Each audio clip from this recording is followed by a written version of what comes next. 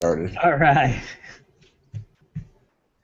So anyway, and we're live, I believe. Yes, it is. This is the Polygon Issuance number 29.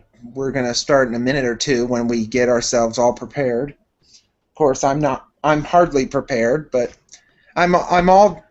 I could turn my video on because Rob saw me in my video earlier, and let me turn it on.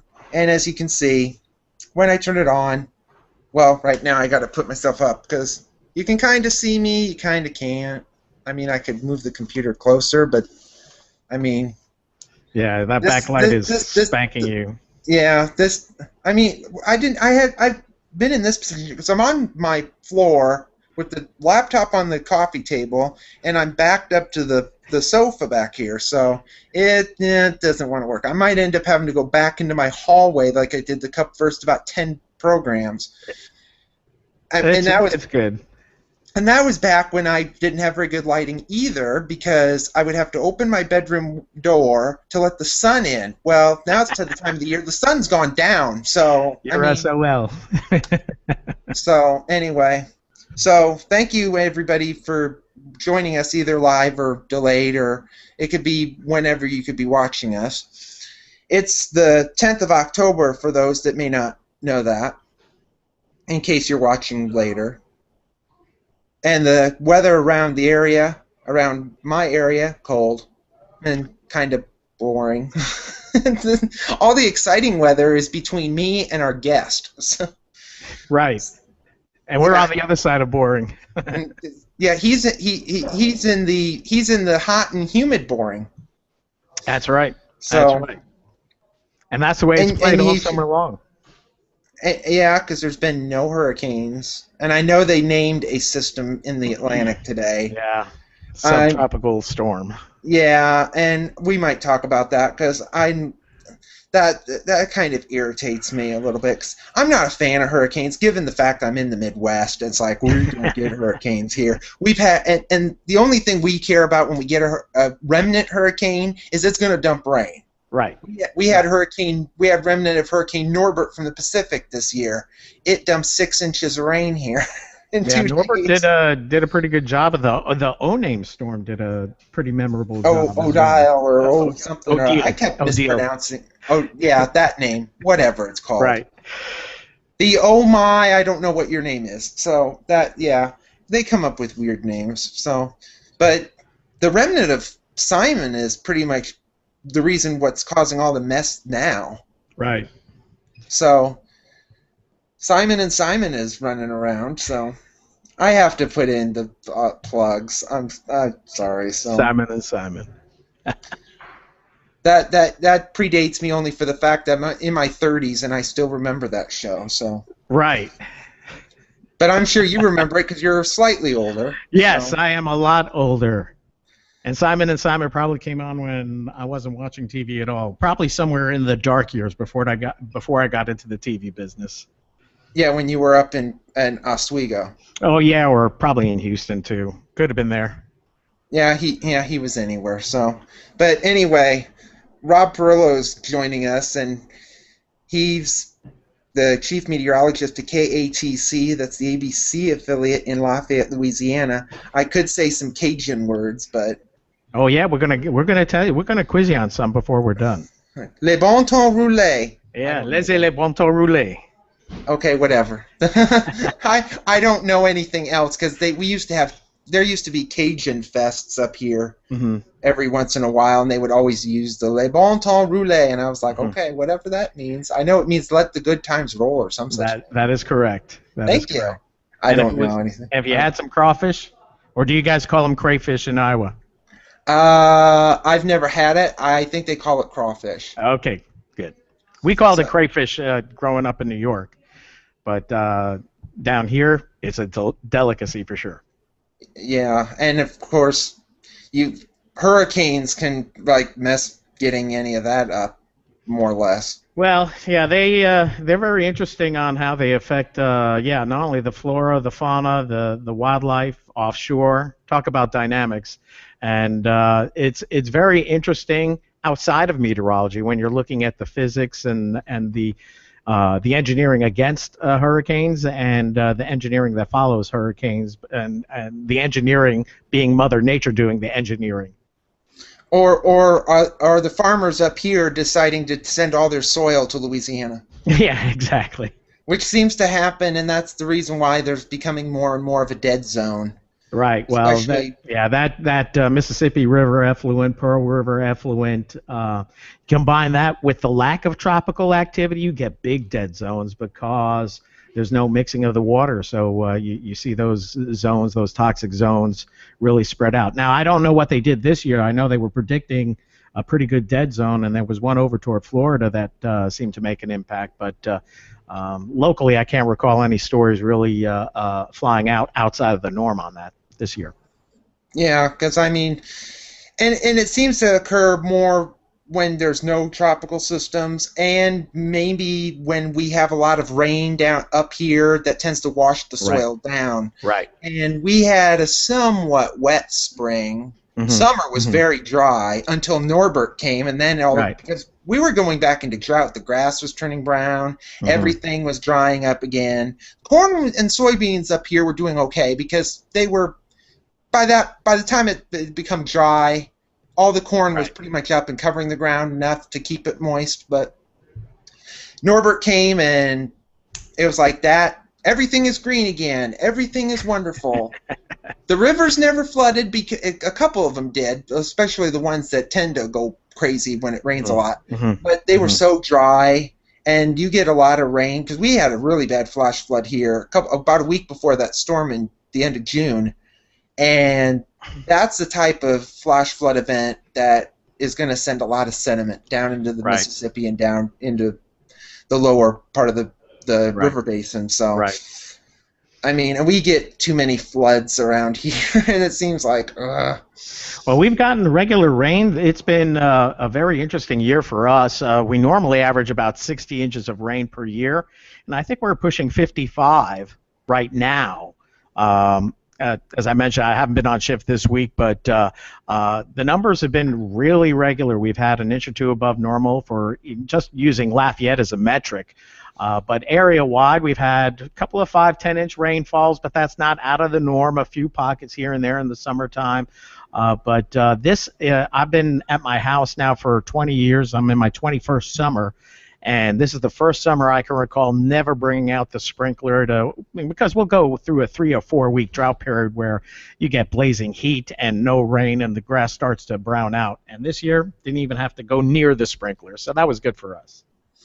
Yeah, I mean, comparatively speaking to places like in the West where they wouldn't mind having a 5 or 10-inch rain. Yeah, exactly. Well, not at one time, but it's amazing how the distribution is quite variant. And this year, the monsoon making a dent in some places in the West, and other areas still in fairly dire straits, especially as you get into California. But it's good to see some of the rainfall, though, getting into the Colorado River Basin this year, and seeing things maybe helping abate some of the drought issues. But I think a lot of the issues that we'll see in the Southwest and continuing on are not only recent climate-based, but also human-based. You just have so many people out there that are drawing from the same water source. Sooner or later, somebody's going to have to pay. Yeah, and I think we're lucky or you and I don't have to worry about that because we don't have that big of a problem. No, with none water here whatsoever. problems. Even when we had the drought in 2012. When it was really dry and really hot, we never had water restrictions that were too bad, like don't sprinkle. Pick out your sprinklers or whatever. That was about the limit of restrictions. Unlike in California, you can't take showers, you can't do this. Oh, I know. It's much more restrictive. So anyway, we got through that part. So now we have to talk about the boring personal story. Oh, okay. Why did Rob, yourself, get into this mess? And I assume you grew up, I think, in New York. Yeah, I did. Okay. I did. I've always wanted to be a meteorologist going back to probably grade school.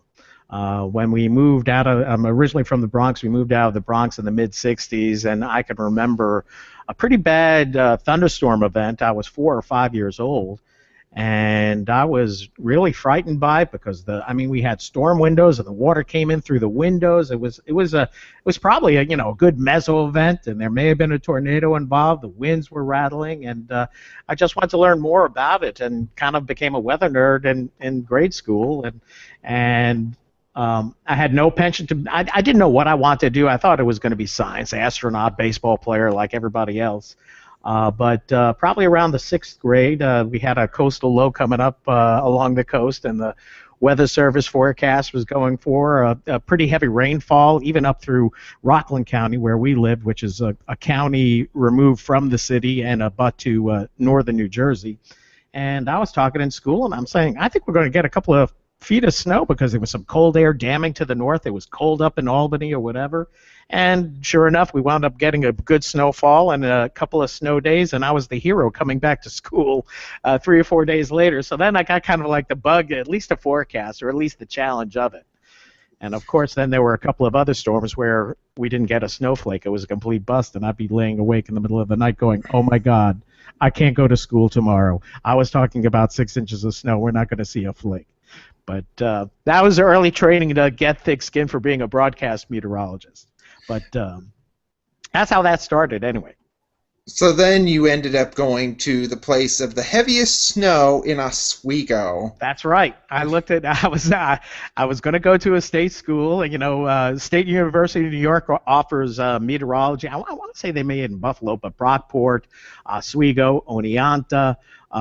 You had Albany, and it's like, well, I want to go where there's the highest snowfall east of the Rockies, and that was Oswego, and then off to the east you had the Tug Hill Plateau, which was a half-day drive away. So, and that's kind of why I went for lake effect, and that's why I wound up specializing in by the time I graduated. So thus now I'm in a hurricane market.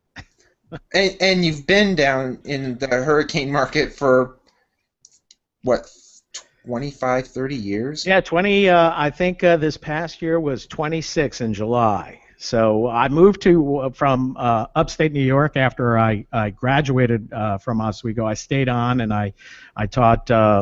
I had a research project going through the New York Power Authority that wound up being a nice little project where I managed it and managed some students. We did pretty much numerical data for helping the nuclear power plants get lake effect into their dispersion models. So all their models were very not sophisticated at all, and didn't take into account that there was a lake right by where they might release radiation. So that's kind of what I did after I graduated from Oswego. I ran this. It was just developing coastal mesoscale regimes for lake effect, and how often did it influence the weather pattern, what synoptic patterns led to lake effect being a more predominant pattern, and then incorporating that into their dispersion models. So I did that for a year and a half, and the last winter that I was in Oswego, I spent 7 winters on Oswego, and the last one was it. It was 100 inches of snow in January of that year alone, and it snowed every day from the last week of December through the first week of February. Some days just a little flurry, other days a couple of inches, and that was enough for me. I had to shovel out probably 10 or 15 times in 1 month, when you're trying to go to work and you got to shovel for 2 hours beforehand. So that's why I said, I went to the back of the AMS bulletin and looked at the number of members, and I want to send resumes there. Oh, he's in Hawaii. I'm sending a resume there. And I sent resumes everywhere, and sure enough, I got a call from Wilkins Weather Technologies in Houston, probably 6 months later. And mind you, I had never been further west than Buffalo, and they called me up and they said, would you be interested in coming down? We're a private forecasting firm. We forecast for offshore and out in the Gulf of Mexico and worldwide shipping and other oil platforms around the globe. And that is like, I'm going for an interview in Houston. That already sounds good. And I knew nothing about any kind of tropical meteorology whatsoever, just having your basic Bachelor of Science in meteorology. And I took books with me. I studied all the way down, just at least if I could cite some papers or some people who are doing research, I'd sound smarter than going, I don't know how that works, So, and then they didn't ask one hurricane question, and I was hired anyway, and wound up doing that for a year. But I came down in the mid 80s when the price of oil went from maybe $70, $60 a barrel down to $5 a barrel. So the business was looking, the business proposition there was looking a little dicey, but they were holding on. But I wound up making sure I still had a job after a year, and I transferred over to doing aviation weather. And I did private business aviation for 2 years, and it was shift work, and you pretty much did weather, flight plans, diplomatic clearances for anybody who was flying anywhere around the world who wanted a private forecast service to do their handling and their flight following and fueling and that sort of thing. It was an interesting job, but it was shift hours, and then I had a buddy who's Mark Skirto. I'll give Mark a shout out. He's a chief meteorologist in Tyler, Texas. He's been there for a long time. He's the Rob Perillo of Tyler, Texas. But he was going to a local TV station, and he says, I'm trying to get on air, and why don't you come on down to KRIV, which was the Fox affiliate in Houston, and make a tape. And I went down once, and I watched it, and I kind of saw the lifestyle that broadcasters were leading, and it's like, I think I want to do that, and it's more regular hours. So the second time I went and made a tape and sent it to AR&D, which is our talent one of the talent consultants in the business, and I just got put on a reel with everybody else and forgot about it. And a year later, I did get a call from KLFY in Lafayette, and that's how I got into the television business. I came out and I figured, well, let me try this, even though it was going to be a cut in pay and a significant cut in pay. I just wanted to see if I could do television. And 26 years later, I'm still here. So I guess I don't know if I can do television, but I have some job security. So when you did since you were going so fast, we'll go back to when you would do the aviation thing back then. So you would be the person that would talk to more or less the pilot of the plane or whatnot. Right. Kind of thing. Right. It's and it was real interesting because the pilot would call up and say, hey, the boss wants to go from New York to somewhere to Dusseldorf, Germany. I need weather flight plans. We're going to depart in 4 hours. So you would basically take that information, run whatever aircraft we had on file for them, whatever aircraft they were taking, and there was a computer program where you would run the flight path for them. You would get that spit out in a computer form, but you'd have to quality control it to make sure the computer didn't put them on the wrong, which it happened at times where the computer would put the flight on the wrong way. Every 2,000 feet it's different directions. So you would do that and figure out the fueling of the aircraft and whether the pilot wanted to arrive with 3,000 pounds of fuel, or he would give you a specific burn rate. And then we would coordinate that information with our handling department that would do any overflight permits, any handling at the airports, at the FBOs. And 10% of it was actually weather, because you did departure weather, arrival weather, and what were the winds going to be at flight level. And most private jets would get to flight level in 8 to 10 minutes. So it would be a quick 10-minute window on what the weather would be getting up to their flight level, and then if there's any big storms in flight, you'd have to do that as well. So that would sound boring. It was, it was kind of boring, but the clientele, and I don't know, I haven't been working there in 25 years, so I guess I could talk about it. Your clientele would be the Sultan of Brunei, or Michael Jackson. You would be renting a plane, or Frank Sinatra, or the chairman of the board of GE, and you knew where they were moving. And we even had Occidental Petroleum, the CEO of that company, I can't remember his name, but he would go into Russia and pick up a passenger or two, and 2 or 3 days later you would see it in the news that somebody defected from Russia. So it was always, you always had some heads up on some international events. And I always tell the story about Michael Jackson. There was one flight I was doing for him where the pilot calls up, I think he was in Munich somewhere, and it's raining, and the pilot calls up and says, Michael won't get off the plane if it's raining. So he says, "Can we go to Dusseldorf, Frankfurt?" And it was a widespread synoptic rain event, light rain, moderate rain, but it was raining just about everywhere. And I went back and forth with the pilot over a couple of hours where he was getting frustrated, and even back toward the UK, it was raining, and I'm just looking at the terminals at the OBS.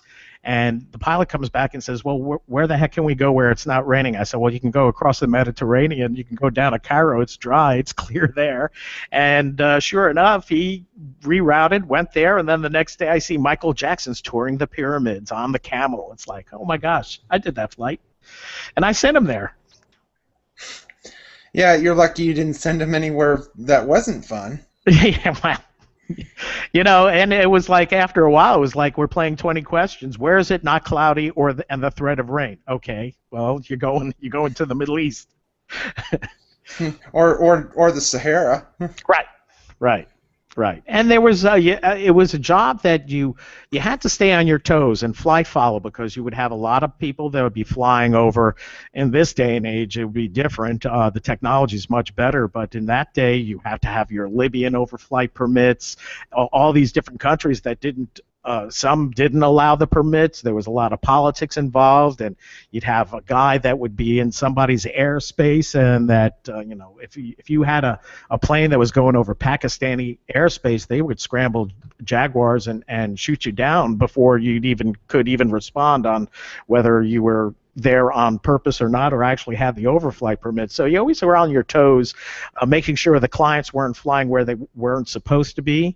And when they did, and they called and they were in trouble, we would give vectors to land the plane, say in Libya. I did that once, and the Libyans didn't have much of an air force, so the guy who was in a Lear or whatever jet or G4, he just pulled the stick back and went up to about 50,000 feet and headed for the Mediterranean. He headed in the complete opposite direction. So it was always interesting, and you would always get some weather issues upon arrival, or anywhere in the world. We had airports where you'd have to call the airport up ahead of time to make sure they turned on the runway lights to land the plane.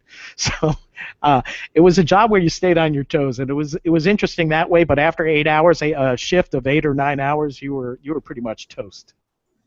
So during the time that you were doing all this, the consultant, before you went to television, did you ever have to run into problems with hurricanes? Well, yeah. The first year, the first year I moved to Houston was '85, and that year was Hurricane Danny. Was a month after. I think I moved down to Houston in July, and that was an August storm. Yeah. And Danny actually hit here in Vermilion Parish, and then there was Elena and Juan. So there were three pretty memorable storms. Elena kind of did a circle around the Gulf of Mexico, and then Juan was that late season storm that was a kind of surprise, and people got caught on the rigs offshore, and it was a storm that made 3 landfalls, and I can remember it made one of the first 2 landfalls, and coming back in the next morning on the 4 a.m. shift, and it's like, what? That's back out in the water again? So that was kind of where I first started learning about tropics, and understanding the physics of the atmosphere. And I was blessed that one of the guys that I worked with at Wilkins Weather was the former chief meteorologist for all of South Vietnam before Vietnam went communist. And he went from being the head of the meteorology unit for all of South Vietnam to continuing that job, but also working 4 hours in the rice paddies. So he came to the United States sometime in the late 70s, and he was a great tropical forecaster and knew his stuff about the tropics, and kind of taught me on how to do my analysis at 700 millibars and really look how those patterns changed. And I still use that to this day, where I like to do it's kind of like a mid-layer mean flow analysis, but I like to look at my 700 millibar and see how that changes and forecast. At least you can't really forecast intensity off of that, but definitely track. You can get a better visualization at the very least if you're looking at 700 millibars. Now, we're going to kind of push this out. Has when you've done that in the last 26 years when you've been on TV, has that kind of fooled you into saying you think it's going here, but then it doesn't go where you think No, it's going. it hasn't done me wrong. You know where the toughest part is when you get something that's developing in the Gulf and it's weak, and we don't know, what the structure is going from 0 to 50,000 feet, and your 700 millibar flow is weak over the Gulf, where there's a little weakness here, there's a little weakness there, and and those are the storms where we have the spaghetti plots. They're going in two different directions, or three different directions, or they're truly looking like just a firework explosion. So those are much harder to forecast, and I don't even bother with 700 at that time, because when I'm using that 700 flow, that's usually when I'm looking at a storm that is well established coming into the Gulf of Mexico. Your Ritas, your Ikes, your Katrinas, although Katrina was a little bit different the way it developed and how the forecast track eventually went. But those storms that are curling around the subtropical ridge, excellent way to visualize how you can see it working away around the periphery of the ridges. Yeah, so when you finally did decide to go into this TV business, did you get some training into doing it properly, or did you just go head first into it? Well, that's a good question, because I was one of the kids in class, whether it was high school, grade school, afraid to talk in front of people, and I was very nervous even when I graduated college. I think you take that senior thesis and you have to present a paper and oral arguments and that sort of thing. But you find that when you are in charge of your information and really understand the process and the questions that you're posing and discussing the matters at hand, whether it was a paper that you were doing or whether I was briefing the guys at the nuclear power plant, I was empowered by knowing my stuff and being ready for any questions and knowing the questions that may come up. So by the time I got into television, I was fortunate that I had about 4 or 5 different jobs in weather.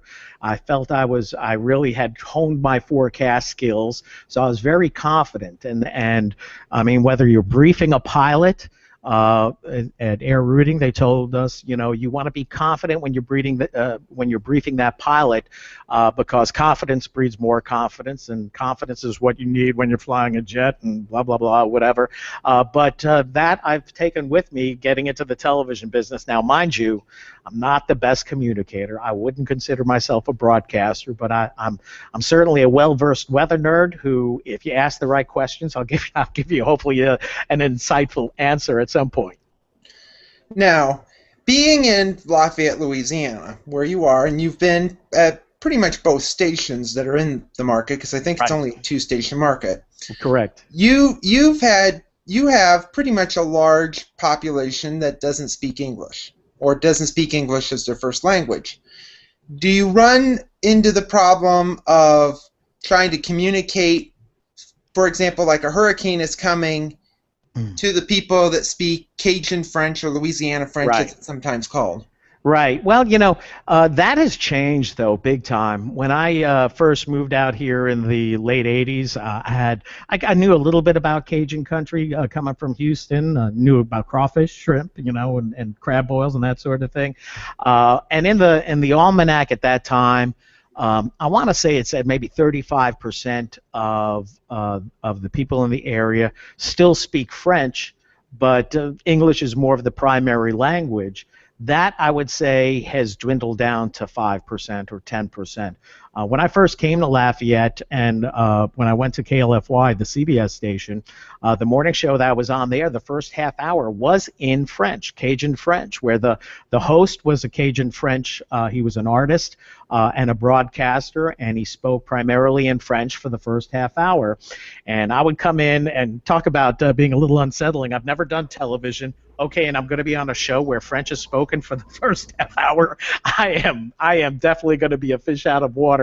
But I would go in and we'd talk in English, but he would talk stuff in French, and I'd kind of pick up a few words here or there. I would go ahead and do my weathercast at say the show started at 5:30, I would do it at 5:35, and then the French host would listen to what I said on the key wall, and he would take the clicker and he would go to the key wall and do weather in French in the next segment.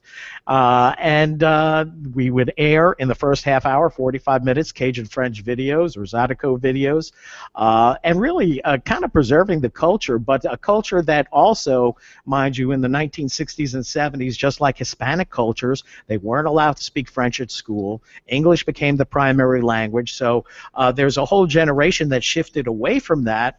But now we have what we call French immersion, where they're trying to teach Cajun French and French to the kids involved with that. But there's most of our audience now, and most of the people that watch do speak English and understand English. But there's still French spoken if you can get into the outlying communities north of I-10, and even south of I-10, into the more rural communities where French is still spoken to a degree. It's more like a brotherhood, you know, where you can say "Comment ça va?" They're talking in French and whatever, but it'll go back to English. But never had any communication issues that way. Although it's really adds a spice to life, just like everything else here. When you have different languages and different accents, there are different Cajun accents. You go to Opelousas, there will be a different accent in St. Landry Parish versus, say, maybe down toward Delcombe or New Iberia or down to Morgan City for sure. So there's different little dialects as well. That would drive me absolutely nuts. I know that, but because the morning show you were talking about, I know it's Passepartout, and I know, right. And I had to look it up because I was like, I kept thinking I was going to mispronounce it for the longest time, and then I realized, oh, it's that. Okay. And yeah, I thought, Passepartout is a word for crossbow or cross culture, and the whole idea was it's one of those saws that has handles on both sides. When you're cutting down the cypress logs, they call those Passepartouts because you needed two people to cut. So that's how that name came. And interestingly enough, when I came to KATC, I've been here for 11 years. We started doing just on the 5 o'clock show, especially for our older audience, where we had the basic forecast written out in a sentence or two, and we would have that translated to French. And we had Miss Lucille Briscoe would do, and here's our weather in French. And for me, I loved it because it got the 8-day forecast up on the screen for another 20 seconds or 25 seconds. So I thought that helped get out the message, and it also continue to reach out to that part of the audience. Now, your market in Lafayette, would it be considered to be the only one of the very few markets in the area that actually does do English and French, or Louisiana French, or Cajun French? I would say so. We don't do any in the morning show no longer here, where there's very little French. We may have a French guest on in the morning, and I can't even speak for the competitor because I haven't watched them so long in the morning show. But they have kind of shied away from that as well, like everything else. You know, not that I'm blaming consultants, but I think it's what people want. They want more news, weather, sports, and they want regular weather on the 8s or on the 3s or whatever it's going to be. And I think there's been a true trend getting away from that. Maybe it's not as much hometown as it was in the past, but there's still segments within our morning shows that still does that, but not as much as we did in the past. Now, when we get to the 26 years of television, there's bound to have been some hurricanes involved, and you named several. Yeah. What was the first hurricane that you ended up doing on television at that time, KLFY? Yeah, that was, we had a couple of, tropical storms. I can't remember them all because we usually have one. We usually have a tropical storm once a year. This is probably the second year in a row we haven't had one, and some years we have 2 or 3. But you do remember the hurricanes, and the first big hurricane was Andrew in '92. And that was a heck of a storm. One, because you were looking at it probably 3 or 4 days out before it hit Florida, and it was a tropical wave that didn't look like it was going to do anything. It was going to move into the North Atlantic. It was getting ready to make a turn, and then it stopped, developed and headed due west, and then we all remember what it did in Florida, and then leading up to here, it did a fair bit of damage in our southeastern parishes of Acadiana, mainly from New Iberia down through Morgan City. It was a powerful storm, and that was the first time I actually got a chance to stick my head out and watch those clouds at maybe 950 millibars or whatever the pressure was, 1,000 feet up, and you're watching clouds 1,000 feet up move at 100 miles an hour. You're really learning to get the full enormity of a hurricane and its intense power, and you can see it over such a large area, and it continues for so long. Now, back then, did you do wall-to-wall coverage of hurricanes? Yeah, we did go wall to wall. The storm hit South Florida, I want to say it was a Saturday night, Sunday, and I don't remember getting much sleep that Sunday night, that Monday night. And I think it hit Acadiana on that Tuesday.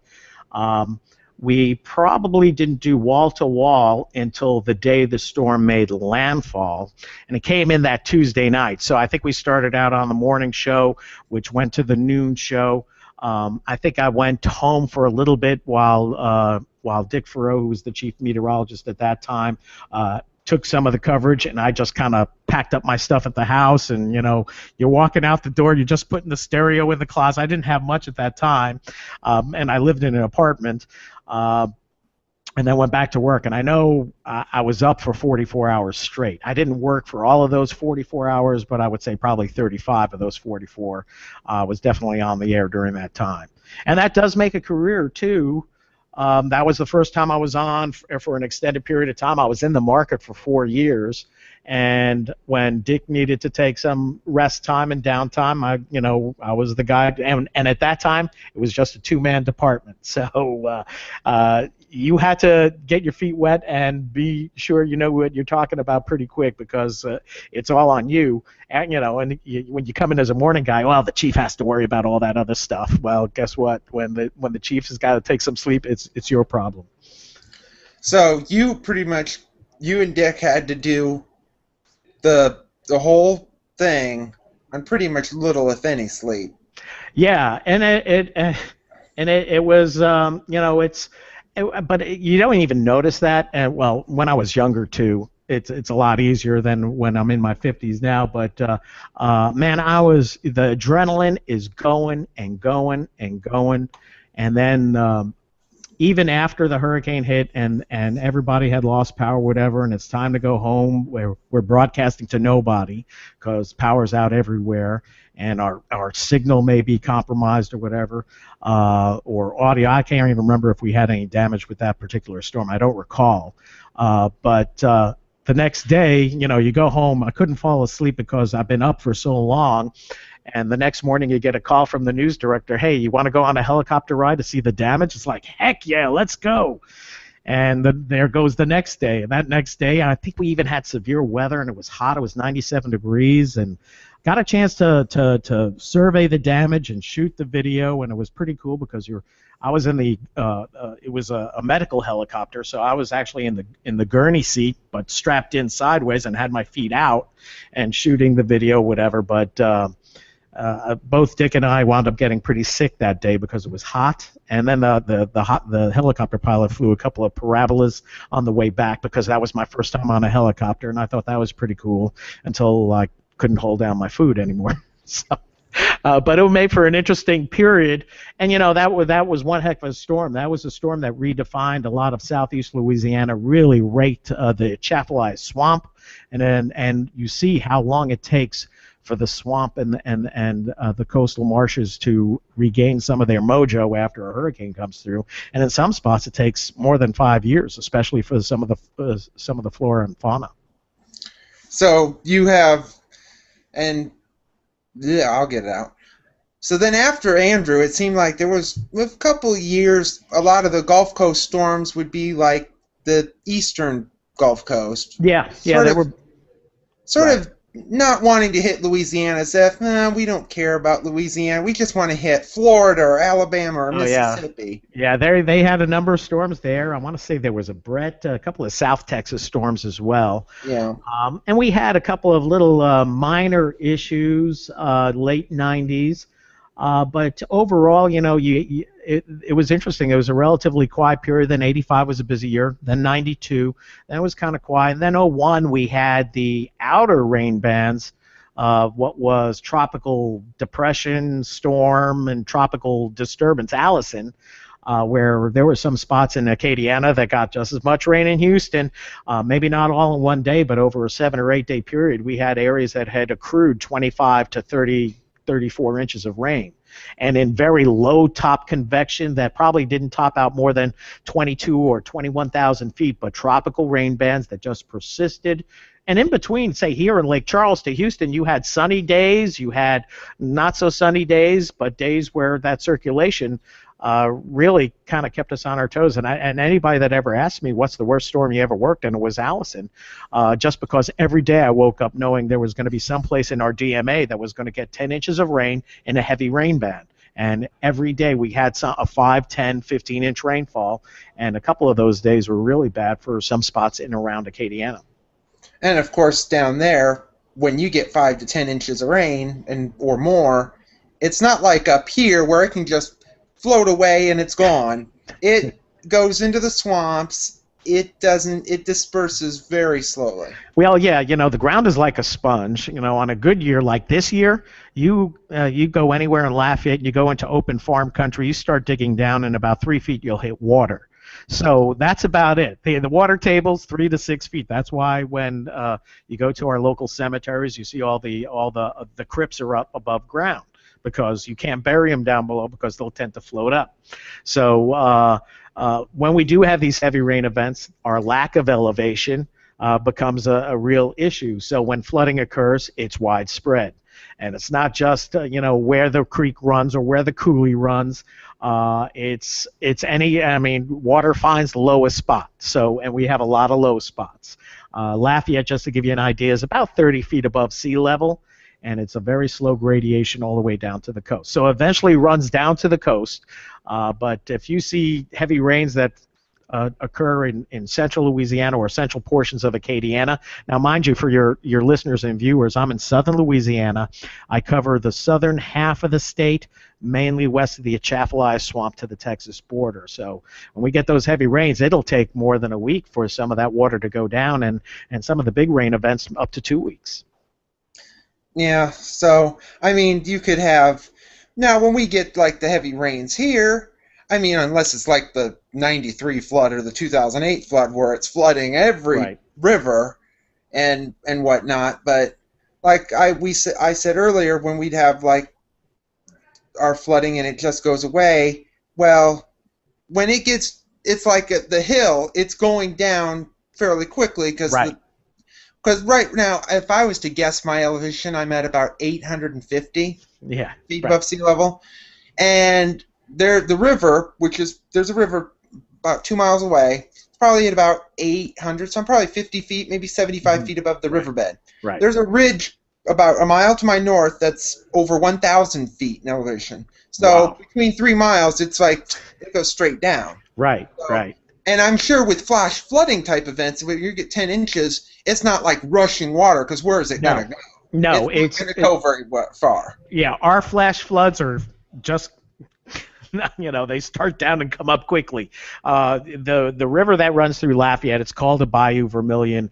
It pretty much headwaters about 20 miles north of Lafayette, and this is an interesting river. It normally runs north to south, but in heavy rain events, due to the elevation of some portions of that river, it starts flowing backwards and will flow from the south to the north.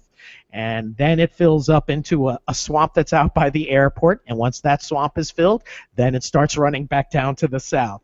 So it's a very interesting hydrodynamics when you're looking at these big heavy rain events, in particular when it affects the Vermilion River, which includes St. Landry Parish, which is one parish. We call them parishes, not counties, obviously. Parish to the north, and then Lafayette Parish, and then down to Vermilion Parish, where the Vermilion terminates into the Gulf of Mexico. Now, we can't be remiss before we get to the hurricanes in 04, 05, or whatever it was, we have to talk about a certain incident that occurred involving the Space Shuttle Columbia. Mm-hmm. Yeah. You and I found this out. This was maybe about a week after I had booked you as a guest, that I Right. actually found footage of you talking to Right. CBS News Yeah, that about. was. Yeah. So you have to go into about what happened with that. Well, basically, being a weather nerd, you're also a science nerd. And going back before that accident, I would always look to see if the space shuttle would be coming in. What would its flight path be? Because I knew a couple of times it would come across the Gulf of Mexico, and I want to say somewhere in the mid 90s, I can remember hearing a sonic boom, and I knew the space shuttle was landing, and it was landing like within a minute of that. I was watching the CNN footage, and I go, I bet you that was the sonic boom from the space shuttle. And maybe 6 months or a year later, I got a call. I was working at KLFY. I got a call from a NASA engineer. He says, Rob, I work over at NASA, and I just want to let you know that the flight path is coming right over I-10 tonight. It's going to be at about 1:30 in the morning. Should be a pretty good-looking view. I've seen the plasma burn before, and it's really awesome. So I wasn't sure whether I should rebroadcast that on air. One, I didn't have anything to back it up. This guy called in just before the 10 o'clock newscast, so I didn't mention it on air. But I said, you know what, I'm going to certainly watch to see him from my backyard. And that night I went out, and I can't remember what shuttle it was, but it came in, and it was the most beautiful celestial sight you'll ever see when you see a plasma burn coming from the shuttle as it's streaking across the sky. And I just remember going out there, and I was screaming like a little girl. Oh my God, I can't believe, and I didn't have my video camera. I wanted to rush back in to get the video camera, but I knew I was going to miss it. So I just watched it, and I couldn't believe it. And subsequent to that event, I started going and looking at the actual hard math that was coming out of NASA on the telemetry data, and I started figuring out when it might be coming overhead, looking where the re-entry point would be, and what was going to be the first or second or third landing opportunity. And then shortly after that, NASA started putting their image out online so you could see a day or two before it would come in. And I would always talk about it on air, and I would say the space station's coming in at this time. There were a couple of times it came in the evening where I went and talked about it on air. And there was one cast where I was out in the back of the station at 7:15 in the evening. It was like this time of year where it was still some dusk. I wasn't sure whether we'd be able to see it, and I actually did a cut-in live on air. There's the space station streaking across the sky, and got the viewers really into it over the years. So always would look for that. But mind you, only once out of every maybe 10 shuttle flights, it would come in over an entry path that you could see it over Lafayette or the I-10 corridor. Sometimes it'll be a little bit farther to the north, other times way out in the Gulf of Mexico.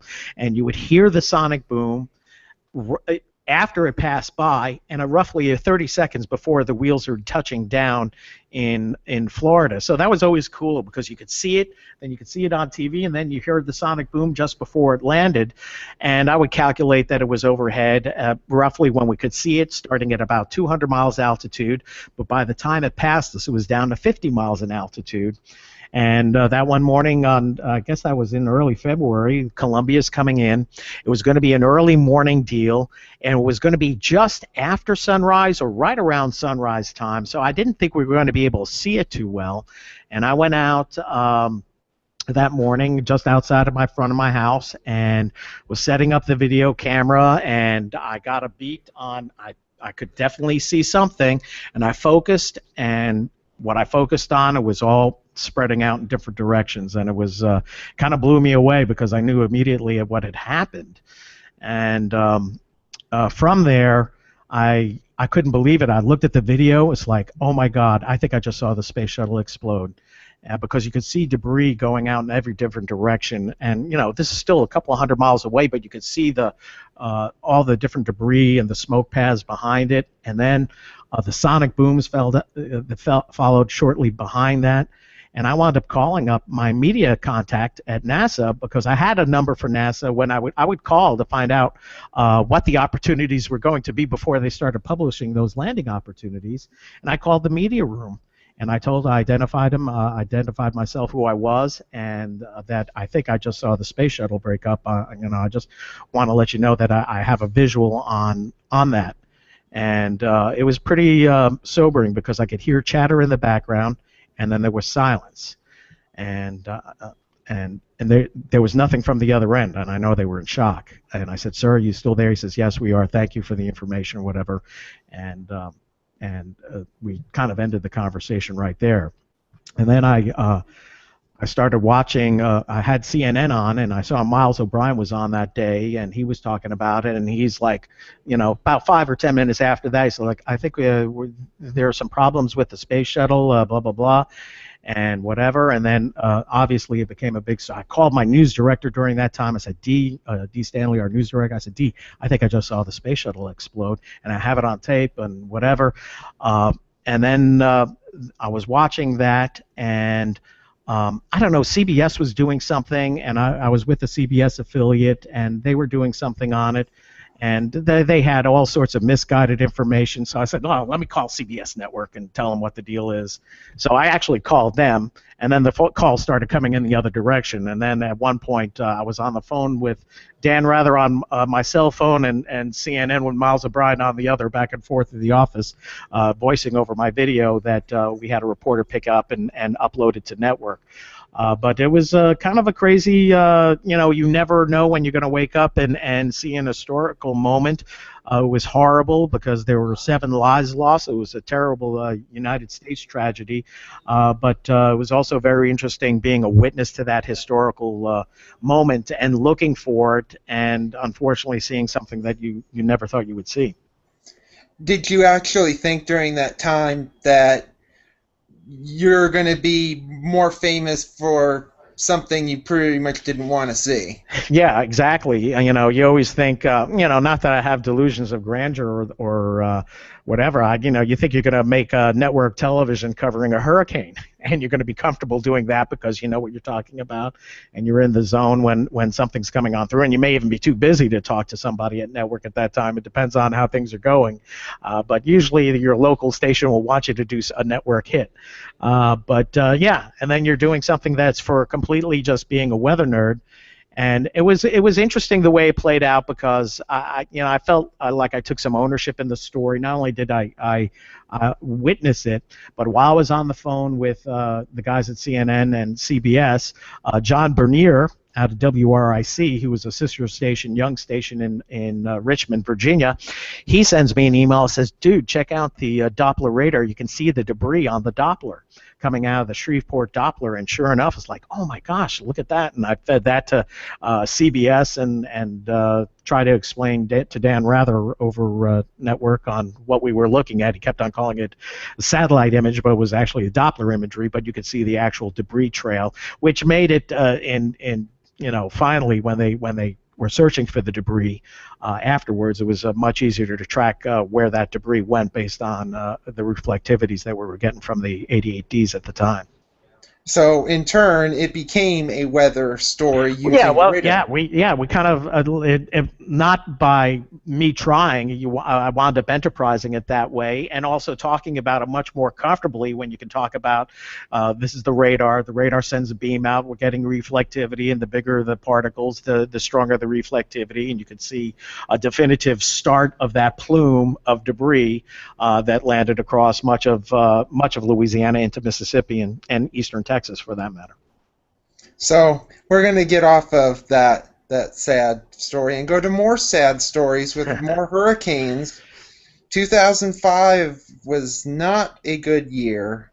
No, it was a hell of a year. The water temperatures were off the charts that year. The depth of the magnitude of the heat, oceanic content going through the Florida current up through the Gulf of Mexico was huge. And, we had a couple of early season storms that year, 1 or 2 that went down to Texas. There was one that hit up by the Florida Panhandle. I want to say that might have been Dennis, and there may have been a sea storm. And then Katrina, which was a tropical wave, a lot like Andrew. You tracked it across the entire Atlantic.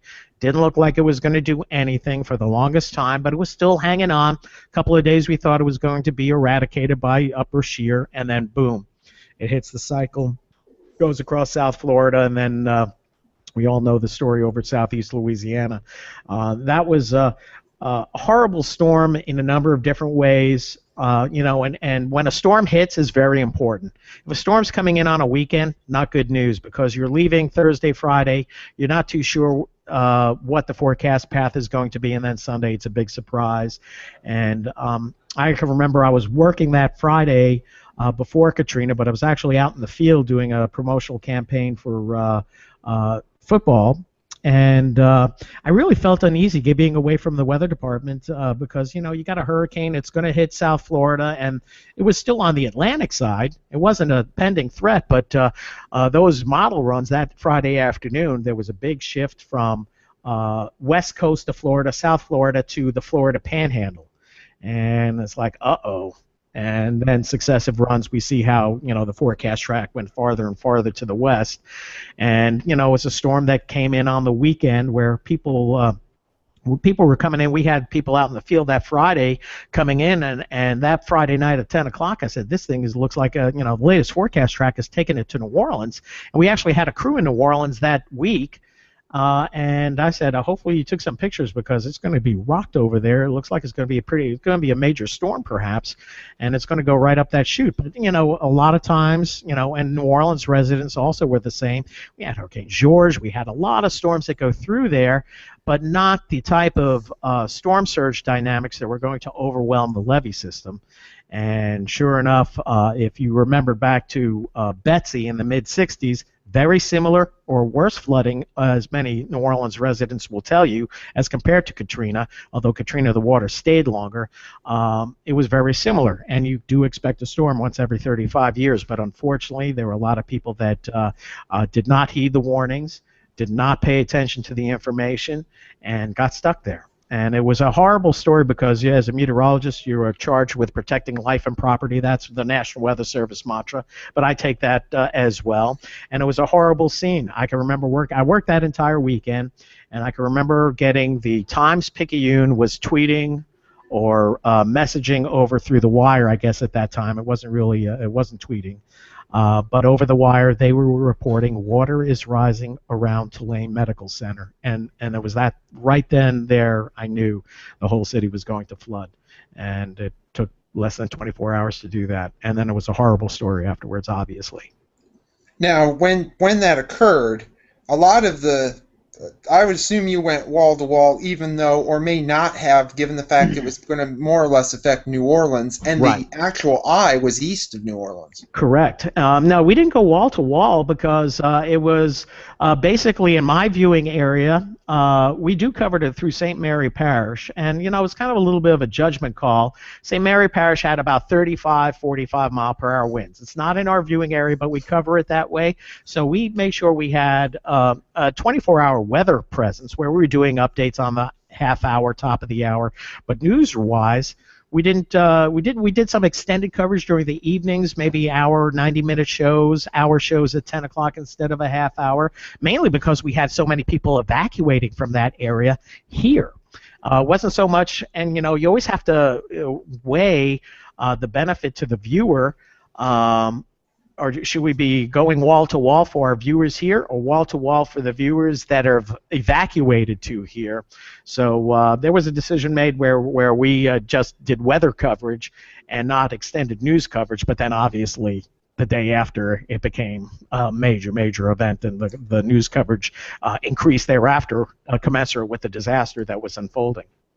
Now, then when we go about a month later, you have Rita, which was even, in some cases, a bit worse. Oh, Rita was horrible because, that was the one period in my life as a meteorologist where I felt like I might be a little clinically depressed after Katrina. But you know what kicks you out of that? The threat of another hurricane less than 3 weeks later. And Rita, we had a beat on it, upper Texas coast, southwest Louisiana coast the whole time, even when the model shifted toward mid-Texas coast. That was my 700 millibar analysis. I said, we're going to get the major effects of this.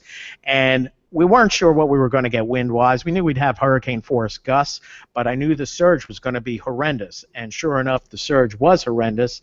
And I can remember 3 days out saying, I wouldn't be surprised if there's a 15-foot storm surge with this storm somewhere along the upper Texas coast and southwest Louisiana coast, and it was better than 15 feet in many spots. It was probably close to 20 feet in Cameron, and the storm surge from that storm. I mean, that storm fell in the shadow of Katrina and the coverage that followed, but it was the largest storm surge that I think that ever affected the United States. I'd still like to see somebody write a paper on that, but I calculated just in Louisiana alone, 1,000 square miles were inundated by salt water, Gulf of Mexico salt water, that penetrated anywhere between 10 to 15 miles up to 30 miles inland. So think about the Gulf of Mexico just moving in minimally 10 to 15 miles. Lafayette, the southernmost part of Lafayette as the crow flies to the Gulf of Mexico is 18 miles. Well, the Gulf of Mexico was within 3 miles of the southern Lafayette Parish line during Hurricane Rita. And that water came in, and it stayed in, and it took more than 2 weeks to drain back out into the Gulf of Mexico.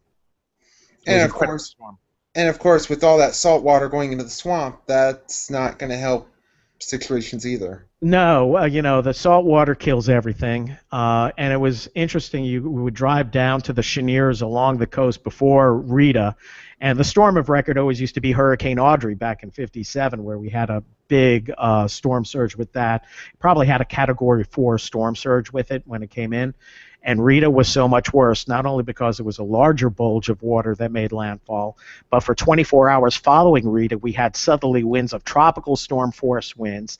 So you had the initial surge, some relaxation of that water, but then that southerly winds of 40, 45 miles an hour continually drove that water north of, they say go to the railroad tracks. That's the highest point because they were built in the early 1800s. Well, railroad tracks south of us at 15-foot elevation were inundated with up to 5 feet of water in spots across our coast. So really incredible to see that and to see how that really completely binds you and puts you in a bad situation, especially if you're in that area where the storm surge just fills up. You are stuck where you are and going to be that way for at least a week or two.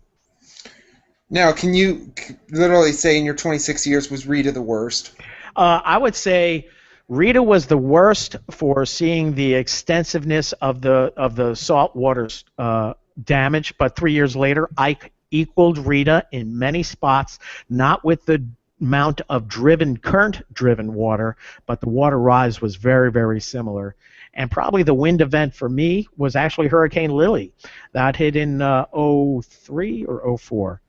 I don't know, it becomes a blur. But that was a Cat 1.5 that came right overhead in Lafayette. Got to see the eye wall, got to see tornadoes, got to see water getting driven through a brick wall, cinder blocks, and the rainwater just getting driven through the wall because of 80, 90 mile an hour winds and the actual pressure, and you're watching the process of osmosis of the water coming through and dribbling down the walls in the interior parts of the building. So that was probably the higher end for me experience-wise. When I worked at KLFY, that storm literally took down the tower that was at the station. It was a couple of 100 feet, and when you're standing and you feel the concrete shake, and I thought it was the Doppler came down, I turned around.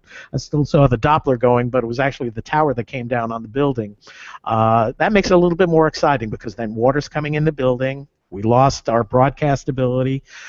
We still actually had audio, but no video. And about an hour later, we were running our station off of a live truck during Lily. So probably the most. I mean, Andrew, because it was the first. You always remember your first. And then Lily, because it was a full involvement with the remnants of the eye and full hurricane force winds, and then Rita for storm surge, Ike to equal that. And then we've had since then Gustav that came through here, did a lot of damage north of Lafayette on northward over to Baton Rouge. That was in '08. And then we had Isaac a couple of years ago, but that was what we call a shoo-shoo, kind of just a fizzled firecracker. Didn't do much. So then you've had this long period of nothing. Yeah, 2 years of no real hurricane threat. We had last year maybe a little tropical storm just touching the coast, and that was late in the season. I think it was a Karen storm. I want to say it was a mid-October storm. And what I normally like to, I say around here, The worst storms stop coming around the first week of October. You can have outliers, but not as intense. The last two major storms, Category 3 storms, we had, well, Lily was a 4, but it is a 1.5. That was on October 3rd. And we had Hilda that hit back in 1964 as a Cat 3. But outside of that, I've done the statistics. Prime time of the season is usually mid-August through the first week of October, and then you get the westerlies going, the fronts going. You can have little windows here and there, but things really get a little bit more perturbed, and really your prime time for tropical season in the northern Gulf of Mexico really diminishes. You'll have your Wilma's southern Gulf of Mexico storm, southwest to northeast moving type storm, but northern Gulf Coast, I usually start breathing easier this time of year, and as evidence, I took vacation week this week. So, with the type system that you got now, where you have, and we'll go back to the current thing where it's hot and humid, you have a stationary front, so you don't have fronts coming down into the Gulf that could stir up trouble, because that's pretty much what you would get this time of the year, and you're not going to get, well, you'd hope, no Cat 4s or 5s from stalled boundaries, because it would be too close. Yeah, and there was something funky that happened this year. I'd like to, look back and see, what actually manifested. But the Pacific obviously has been Eastern Pacific, very busy. Not unusually busy, but probably 5 or 6 or 7 more storms than they're used to. They're 16 or 17.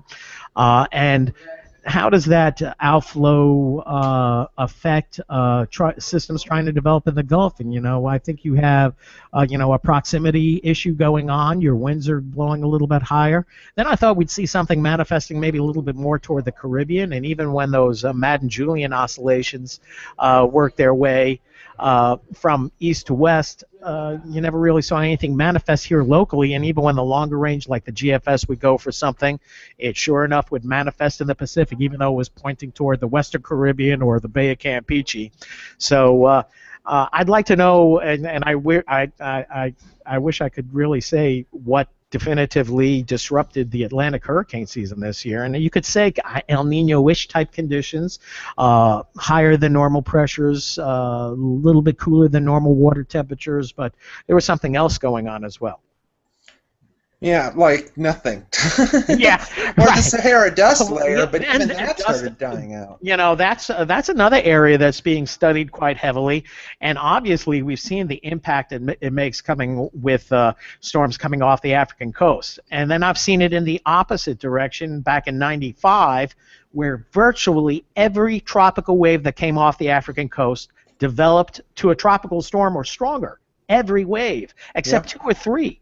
And that was the incredible, every wave that came off the African coast, and I can remember tracking, we'd be talking about 3 storms in one weathercast, in early September. You got one out here in the Atlantic, one in the Western Atlantic, and then one closer to home. So the variability from year to year is crazy. So you pretty much like what the weather is right now, hot, humid, dull. Yeah, exactly. And we had a summer this year where that chilly winter that much of the eastern U.S. had, it perpetuated through the summer here. We had in total one 95-degree day in Lafayette, one day where the temperature reached 95. Now I look back at the data going over the last 30 years. We averaged 16 95-degree days, but the variability is off the charts. There would be 2 or 3 years where we would see 1 or 2 95-degree days or 0, and those were El Nino years. And then 1995, 2005, we had about 35 to 45 95-degree days. So I don't know. There is obviously some sort of relationship. How that really manifests is a little bit above my pay grade and degree status. I know for a fact that this year up here we only had 1 or 2 days above 90. Right. And that's much of the eastern U.S. that way, where you had very few days. And it's not just the temperature that you reach. I can tell you that 2005 year, we would hit 95 at 2 o'clock in the afternoon, and it would stay above 95 till 6 o'clock that evening. So it's not just where people will try to do degree days, with a high, the low divided by 2, and that's the average temperature. The ferocity and the length of the heat can also be a big factor. And this year we had, and one one of the reasons why, too. We had regular shower and thunderstorm activity. We didn't get by with, I would say we got by with a handful of days where we had less than a 10% chance of getting wet. Every day was 20% or better, 30%, 40%. The norm this year was close to 40%, where the climatological norm is usually about 28 to 32%. This year was closer to a 40% year, and you get 40% random enough over a longer period of time, and you have more cloud plumes. You have less heat on the area, so and it becomes a feedback mechanism too. You get a good wet May, June. It's gonna persist into July and August, because that moisture is just going to help the buildups, unless you have a synoptic pattern or a drought pattern edging in from the west that's really exerting its force over the area for a longer period of time. So you pretty much would put isolated showers and storms, the icon up, and just keep it up. Yeah. Don't do it. You know, it does become a challenge on how to talk about it. But you know, if you're a sharp enough meteorologist, you can tell tomorrow's going to be popcorn splash and dash type showers, where they're not going to last long, but for 20 minutes it's going to come down good. And then the days where, oh no, we're going to have hefty storms. There's going to be gusty winds. We may be talking a couple of pulse severe cells, so be on the lookout for that. Don't be surprised if you see funnel clouds, if we get that right type of autoconvective lapse rate. And this year we really didn't have it much, but we probably saw dew points in the upper 70s a handful of times, and most of them have come in the last week of September and the first week or so of October, where we had a couple. We had last weekend we had a 79-degree dew point last Saturday night. So it can be quite interesting on how the summer goes. Yeah, or continues, or continues comes when fall comes. Right. I know this year I think our 190-degree or 1 or 2 90-degree days were at the end of August into early September. It also happened last year in 2013. Mm-hmm. The warmest temperature last year was August 30th. It was 100. What was noted about that? That was the first high school Friday night football games, and they were played in 100-degree temperature. Oh my gosh. And there was probably some heat index there, too. Yeah, people were not happy after that. And then this year, the first Friday, it was I think in the mid to upper 80s, and then last Friday it snowed. So, I mean, here we can go from 80s and 90s. We've had some this year where we've had football games this year that have been delayed or canceled due to lightning. Right. And thunderstorms. We've had severe weather in the fall lately. I mean, the last 2 years, like I said, it's been warmer toward the end of summer, early fall, but it seems like this year it goes from being really warm, and it's just like, boom, the pattern's different. Somebody's now pushed it's the button. fall, and Right. now it feels more like November. So. Well, eventually, I was looking, that front's going to get here, but it's only going to bring our highs down to the lower 80s, but lows at night will be in the low to mid 50s. That puts everybody in a good mood here. The Friday night football guys, they just don't want rain. I can remember, it's interesting when you talk about cultural events. I can remember the Friday before Hurricane Andrew. We're having Friday night football. We're not stopping any events, and even not that I'm slamming local authorities, and I wasn't part of the mix on the decision making, but Andrew came in on a Tuesday night, and there was school that Tuesday, but they let them go at noon, which I thought was not quite the smart play on that day. And I'm not here to, and I didn't call anybody out for it, but I was pretty taken aback by that. But culturally, sometimes people don't get the message on hey, 100-degree heat, maybe we need to think about rescheduling these games. But you mess with tradition on Friday night football, watch out, or college football or pro football in the South too.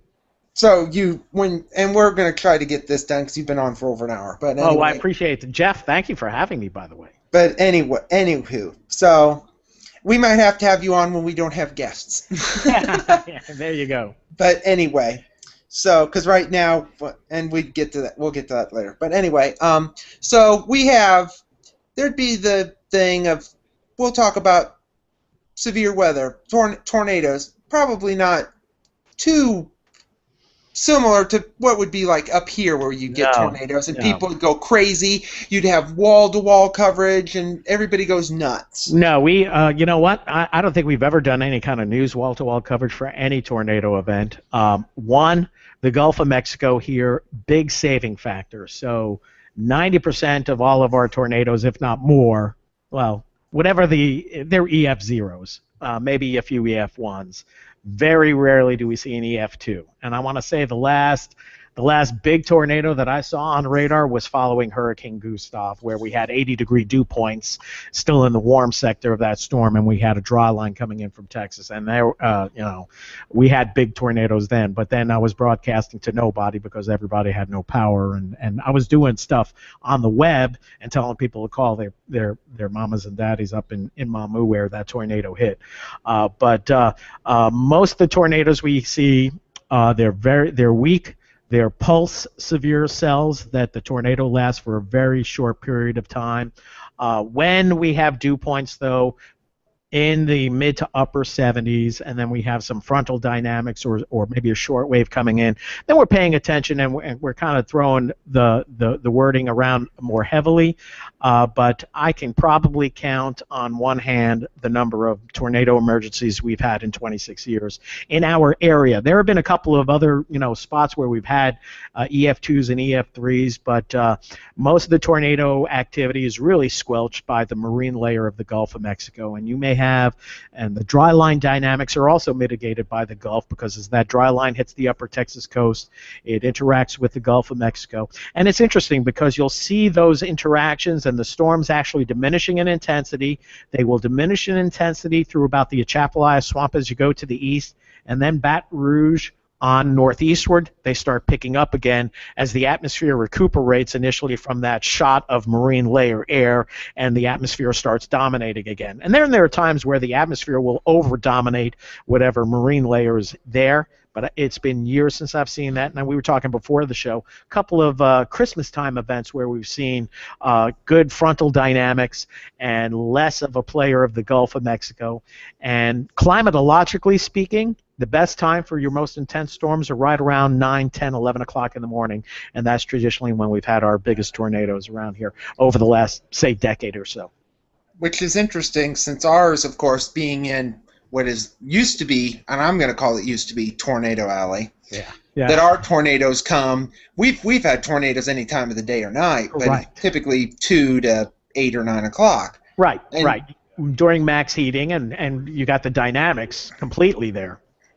so now I'll try to get this out. Do you know how many tornadoes you've had in your DMA this year? This Offhand. year, rough shot guess, I would probably say we had probably 2 or 3 events where we had 2 or 3 tornadoes, probably 10 or less. A lot of them EF0s, EF1s. I know because since I cover the whole state of Iowa on our website, which is a little bit bigger than your market, but Yeah. I know our state has had 55 tornadoes. Right. All of them have been zeros, ones, and twos. Yeah. And it's a little bit suspicious because this could be the first year where we haven't had a really big tornado. Mm-hmm. All of them have been so weak, but Right. I mean we've had them in the morning, in the afternoon, at night. Well, that's Mother Nature and the variability, and it seems like you'll go through patterns every couple of years where we've had like the last 2 summers relatively benign, relatively quiet, severe weather seasons. We had a quiet, severe weather spring last year, the same this year, and as I mentioned, just the last 2 out of the 3. Or maybe 3 out of the last 5 Christmases, I'll say it that way, because you remember those because it's all around Christmas time and you don't want to be Mr. Doom and Gloom. And it's like, hey, I think we're going to have a high-end event right around Christmas Eve or Christmas Day. And we have had those But outside of that, it's been quiet. And then I can remember some years where severe weather season picked up December, January, and went all the way through April, where once every week or every 2 weeks we had an event, a quote unquote event, where we're doing extended on air coverage. But it's been a while, knock on wood. And, any year we can get through without major tornadoes, without a disaster, an oil spill. We know they're lurking out there in the future, but any year you get by is what I think is another year closer to retirement. So we have, well, I said we were going to end this like 10 minutes ago, but it's now 10 minutes later. I'm good. So I'm good. we have this system, FAY, right, subtropical system. Mm-hmm. I don't know why it's named. Yeah. Do you get kind of a bit irritated? Because I've said this a few times, maybe not even on this show, where it seems like anything that spins in the Atlantic, they name it because it must be something. Well, one, I think the guys at the National Hurricane Center and the Hurricane Research Division, I think they're doing great work. And I think our ability to observe now is improved so many times over, multiples over the last 10 to 20 years. So everything's getting a name. And with that being said, something gets a name out in the mid-Atlantic, you see the network news is picking that up, and it's not going to be affecting anybody. Do I talk about, we got that major typhoon going on over by South Japan. The consultants don't want us to talk about it, but, I might give that a little attention because it's a big storm. It's probably the strongest storm on the planet this year. But if it gets a name, do we have to track it? And when we have those, we say, well, it's been a slow year, so we'll talk about a subtropical storm. But Daniel Phillips, our meteorologist on duty tonight, didn't do a forecast cone on it. It doesn't deserve the same attention and the same cone and the same, information, and weighted like it's a threat to somewhere, and that cone could change. It is what it is. It is a subtropical storm. It's not tropical, but it's not purely a cold core system. So it's a technicality, and probably 20 years ago that would just be a gale center out in the Atlantic. It would never get a name, or they would look back after doing research on it and then give it the upgrade down the line to a subtropical whatever. So, yeah, subtropical number 12 or Zeta or whatever it might be. Or something like that. Right. And I'm not going off on it, but it seems like everybody says, oh, well, there's more storms now. Well, it's because they're naming storms more often. Right. They're naming subtropical storms, which they never used to, although they would put them in. And the satellites are getting better. Everything is better. Our ability to observe is better. And Chris Lancy, who works out of the National Hurricane Center, but he's mainly a hurricane research guy, I love his term. He's saying, a lot of people will take the data and say whether it's climate change or whatever, but we're having more hurricanes. No. We are just observing that we are observing better, and we're observing that trend rather than the real meaningful weather trend. And I think that could be said for a lot of different sciences, or whether it's politics or whatever you're trying to shape an opinion or a form. But you go back to 1933. They said 95 and 2005 were record years, but I would be willing to bet 33 was even a bigger year. But you didn't have satellites, and if the hurricane or the tropical storm didn't cross a shipping lane, it didn't happen. So we are observing better, and I see PhDs make this mistake, that observe the observing trend rather than the actual real trend. And I don't know how you ferret out that information, but we could observe better. A Category 3 20 years ago, today maybe a Category 4, because we had a 1-minute dropsonde in it, and the wind peaked out at 147 knots or whatever, and it went through a rapid intensification cycle. But as quickly as we see those cycles intensify, we see them come back down. So there may have been a 6-hour or 12-hour period where we didn't get back in the day where it was a 2 or a 3, but it was actually a 4, or maybe briefly a 5. So a lot of that I think we see now in the data just because we're observing better. And even now that we don't fly into them, we got these global hawks going out out across the Atlantic to interrogate storms. It's a cool time for observing, but it's actually how you use that observational data and then make it meaningful. I refuse to talk about a named subtropical storm that's closer to the Azores than the United States. I won't even talk about it in a weathercast. And I know our viewers are interested in the tropics, but unless there's something in the Caribbean or the Gulf, I will show the tropics maybe once every 3 or 4 days saying, hey, look, still nothing going on out here. Haven't forgotten you, but that's the whole idea. The Pacific, on the other hand, I think has been much more interesting because a lot of these storms are affecting the Southwest, the monsoon. It has real impact on people in the United States. And in some cases, if the moisture comes in and then it And tends in to... some cases, Iowa.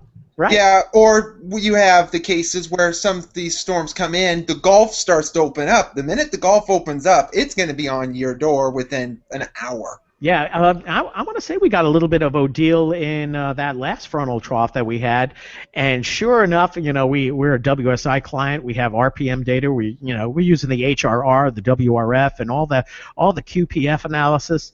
And they were undercutting the precip total. I said, man, you get mid and high level moisture from a Pacific season, a Pacific side, and then you open up the Gulf of Mexico, you're going to see incredible rainfall rates. And sure enough, those are the events where we see 3 to 4 inches of rain per hour type events. And all you need is 2 hours, and then you got flooding. And we had a couple of those this year. So even if it's been quiet, you still have at least Pacific systems to keep you on your toes. Yeah, absolutely, and you got to watch those. And the one that's feeding in right now, although I'm not up on my synoptics, that's going to be a player in that frontal boundary. And guess what? That's going to be here. And there are times where you see more action from the Pacific here than you do anything else, and that's how you're going to have it, because if the Pacific's active, you're not seeing the Gulf systems like you normally do. Now, there'd be one last question. I'd be somewhat remiss of asking this. Do you miss snow? No, not at all. I love the beauty of it, but the cold part of it, I'm done with that. At last winter in Oswego, I want to say we had 200 inches all total that winter in Oswego. That got me over it pretty quick. I love snow. I love the excitement of it, driving in it, but then after shoveling it, and then after it made my life a little bit miserable for 1 month. I had enough, and moving to the south, I was in shock when I moved to Houston in the middle of the summer, but by the second summer I was here, I was playing softball on weekends, doubleheaders, and got acclimated to the heat. Now going back, my parents lived in New York for a while, so I would go back to visit them, and 25-degree wind chill, that was hideous. So I will not be going back north of 30 degrees latitude ever again in my life. I'll visit, but I won't be moving there. Now, has there ever been? You've had a few winter weather issues. Well, yeah. Down there. Yeah, this winter in particular was the busiest winter I've worked as a professional in 30 years on the Gulf Coast.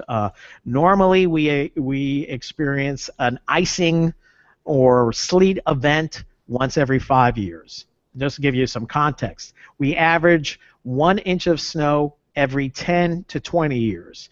This year we had 4.5 ice storms, a little snow mixed in on 1 or 2 of those, but not only you want to cripple the South, you just put a 1/4 inch of glaze out there, and it doesn't take much. You just need your temperature at 31, precipitation ongoing, and a little hail or grapple mixed in, and with soft hail or grapple, and then an hour later everybody's skating. And we had 3 major events on the I-10 corridor for sure that you could say that were kind of disastrous. Kind of like when one of them was the same event that got Atlanta with all that snow, that the snowpocalypse over in Atlanta that year.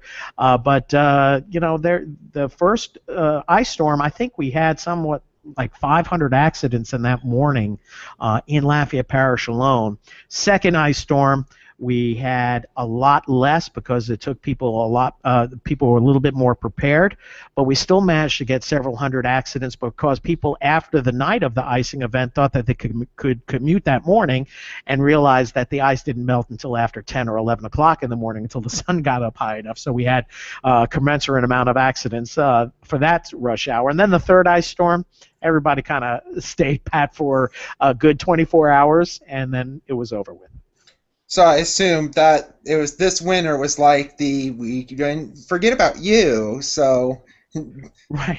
this was your I. If it's going to be like this coming winter, you're probably going to have to move to Brownsville. That's right. And you know what? Those ice storms here, and we've had some bigger ones going back to the 90s. Ice storms are arguably just as bad as hurricanes, or worse, because I'm not talking about them 4 or 5 days ahead. I'm saying, hey, we got some wintry precip, but you never know how they're going to manifest.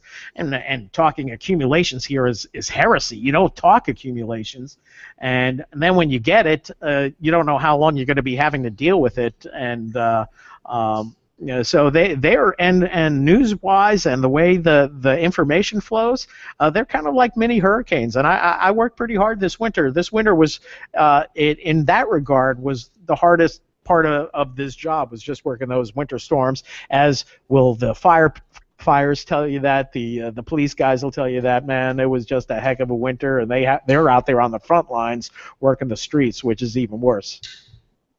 Yeah, try having a whole month where it's below zero. Right. Yeah, like it Now, was here.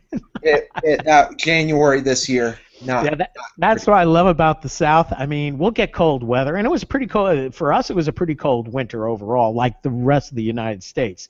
But in any given month, December, January, February, we'll still have a handful of 75-degree days, maybe even a couple of 80-degree days. We had a couple of 80-degree days last December. So I know it gets cold, but I take comfort in knowing 5 or 7 days down the road it's going to be 80 degrees again. So I definitely, I'm a Southern guy now, for sure. Yeah, that makes me feel all depressed because Well, I'll tell you we're what, not we'll going go to. ahead and do this again sometime in the winter, and I'll set up outside so you can see the warm I'll feel sunlight. so bad when the next time it's going to be 80 degrees here will be April. That's right.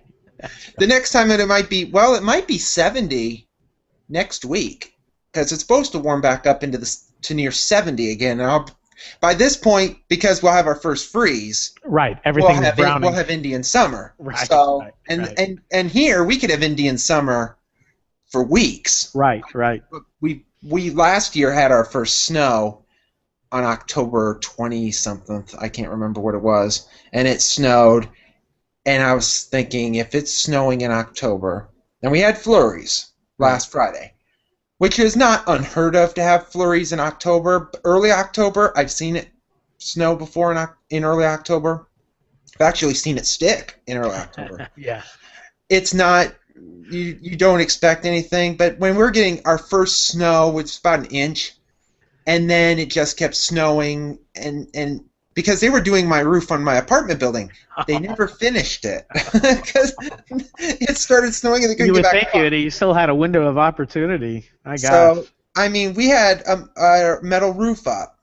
They forgot to put the little barriers to keep the snow from flying off. Oh They Lord. forgot to put the barrier up. So we Uh, got a day where the sun came and out. This was, I it's think, sliding off. January, February. Temperature warmed up to about 25 or 30. Sun bakes into the metal. The metal warms up. Here Boom. comes the snow. Right. Whoosh! And it comes like, and you can hear it going. And Right. it's like, okay, that's What kind was of that? creepy. Yeah, I bet you that makes a pretty interesting sound. It did clean the roof off real fast. So.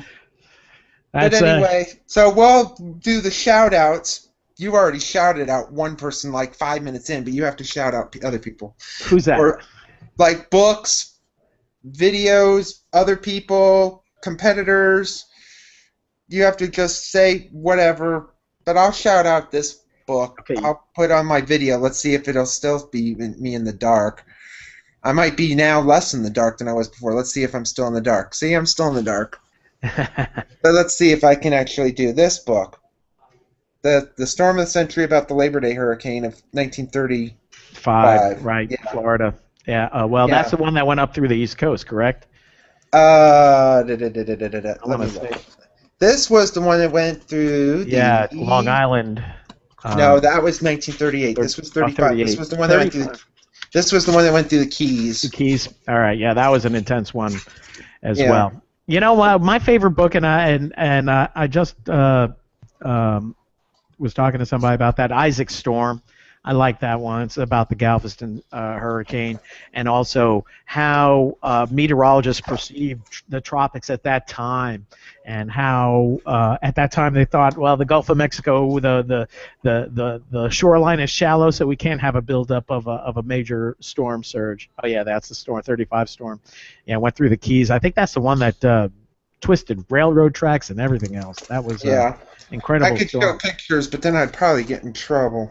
Yeah, yeah, Yeah, because I have the picture of the train that was swept off. right. Lots of the work camps, because a lot of World War I veterans were down there, and a lot of them were killed down there. So Right. this was the only hurricane book that because I don't like hurricanes. I think they're boring. I said that Well, earlier. you know, you This was come the down only. here, experience one, then you'll change your tune. I mean, I, I witnessed something that looked like a hurricane back in June. It lasted 10 minutes, and I was like, that ain't not enough for me. So I yeah, had, and I could say this, we'll keep blabbing for forever, it seems like. The day I moved into this apartment building, which was at the end of October 4 years ago, hmm I will never forget about that, because that day we had the worst windstorm, big low pressure center. The wind was sustained at about 40, gusting to yeah. about 50. And hmm I'm here moving a mattress, and the mattress wants to blow me across the parking lot, and I'm like, Oh, oh, yeah, moving in a 40 and it was the largest. I think it was just one of the biggest wind events where it was sustained in quite a while, and we hardly had any precipitation out of it. It was just a big yeah. wind Wind event. machine. It's like, ugh. And we're getting into that time of the year where you get the lows and they're getting Yeah, big, and you get the yeah, highs and they're like humongous, and I'm not looking yeah. forward to Well, it, because we're good getting luck too with much that. wind. Good luck with that. Yeah, we'll bring it down to Louisiana. Please, no, because if they come all the way down here, they are big trouble. Anytime, all I look for is pressures that get close to 1,000 millibars. We're in trouble in the wintertime, I and know usually it's there's 10:04, 10:06, 10:08. We're okay. I know there's going to be a system early next week that could be of interest. Yeah, yeah. I haven't looked at the models quite yet, but it looks like there's going to be some dynamics, especially north of us.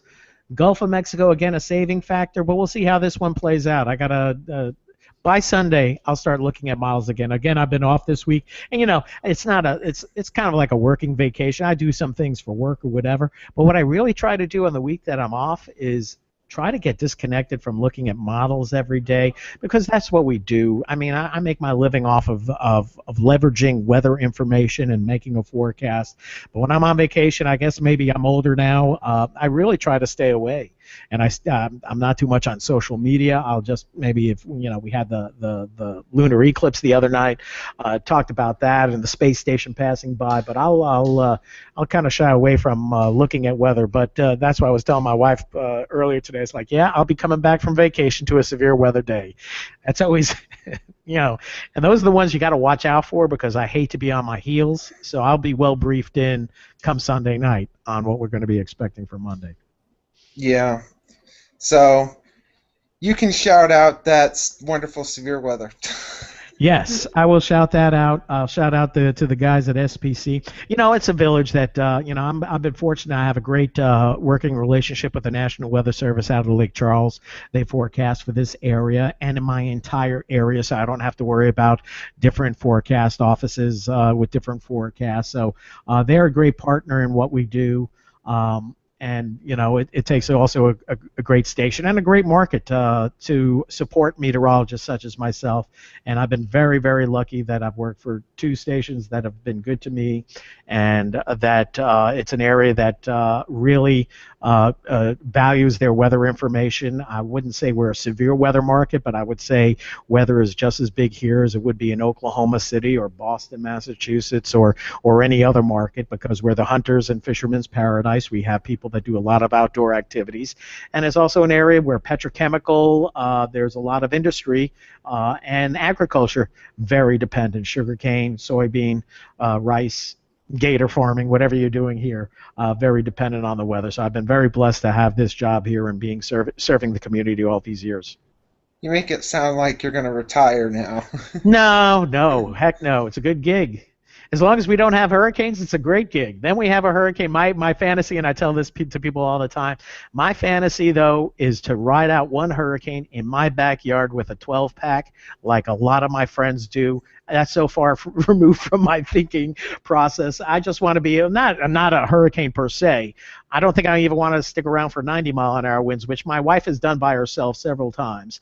But I would like to at least experience a tropical storm without having to worry about the responsibilities for the area. And I don't know if that'll ever happen. Even after I retire, I think I'll just be yelling at the weather guy on TV at that time. Okie dokie. You'll end up having to take a vacation to go to you'll have to do a hurricane chase to go to. That's right. It's going to be a Florida experience more than likely, and that's how I've always wanted to go on the hurricane hunters. But anytime you're going on a hurricane hunter, one, it's a big storm. Two, it's an important storm, and three, I don't want to be stuck on a 24-hour jaunt going on a hurricane hunter and then be faced with a couple of 24-hour shifts here at the station. So that'll be the other thing on my bucket list. Get on a hurricane hunter as well. Yeah. So anyway, you can yeah, I'll get it out. It's been a long episode. This will be the longest episode so far in our 29 show history. So all right, Perillo set the bar higher. That's great. No, just wait. It's going to get worse. Because who knows what's going to happen. But I know you can get in touch. You better tell people how you can get in touch with you. All right. Yeah, well, I'm available on the Twitter. It's Rob Perillo. And on Facebook, The Rob Perillo. So there you have it. Or rob.perillo at ketctv.com. And Jeff, thank you so much for having me. I really appreciate it. It was great to talk to you and hear about the cool weather that we won't see coming anytime soon here. Oh, well, yeah, we'll make sure there's a frost and freeze warning coming your way. Oh, yeah. see it in January then. Yeah, whatever. But anyway, well, you can get everything about the viewers of how you can get in touch with me. But as we look toward our guest list, too bad Rob won't be on for more of these guests because we have who's next week? Next week's Mark Bogner, who is formerly from KSNW in Wichita. Then after that, it seems like we just go a little bit over. We have Doug Hetty from KOAM in Joplin, Missouri. We wonder what we're going to talk about on that program. Yeah, wow. Then in November, Halloween is empty. Everybody seems to be moving around. November 7th, the first November Friday, Eric Fisher from WBZ in Boston will be on, formerly of the Weather Channel. Right. And then we get on to the next thing. The week after, another former Weather Channel personality, Dan Pope, who was on in the Weather Channel in the 80s, now at KTVX in Salt Lake City, will be on. Right. And we have a guest on the 21st, which I'm not going to mention, but because there's logistical things going around, but I'll just say that he's north of the border. So he would be our second foreigner after Nick Miller, who is from the BBC. But anyway, awesome. So yeah, we've had everybody and whatnot. So we have everybody pretty much through Thanksgiving. So we have lots coming up. So you can get in touch with me like always on the Twitter, on the Facebook, on everywhere. I'm somewhere. Well, Jeff, again, thank you for having me. Okay. So, but anyway, thank you. Goodbye. So long. Farewell. Le bon temps roulé. Laissez le bon temps rouler. Yeah, so long, farewell, Auf Wiedersehen.